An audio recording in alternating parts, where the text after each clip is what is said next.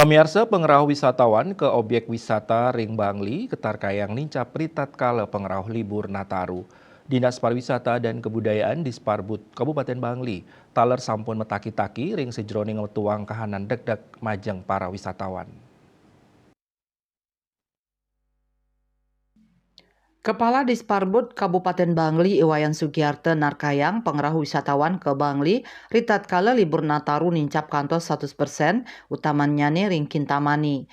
Raris ring rahina katahnyane wisatawan sanerau ke DTW Kintamani sawetara siu sata kantos siu 500 rahina. Panincapan sida memargi tikang rahina sadurung rahina liburan.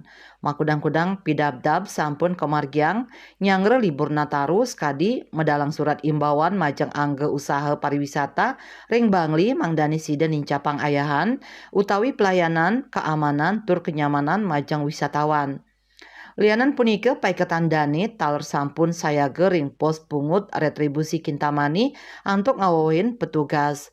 Rawhe mangkin wenten 5 pos pungut retribusi ring Kintamani. Raris ritat kala libur Nataru ketarkayang kena pos sane pacang nampenin panincapan inggih punika ring pos Sekardadi Tunon miwah ring ajang museum. Paiketan dani taler nyiagayang piranti etiketing ring pos sane ketarkayang pacang rame. Selami punika ring sajoning nincapang pemargi pungutan retribusi paiketan dane sampun meprekanti sareng Pol PP saha Dishub.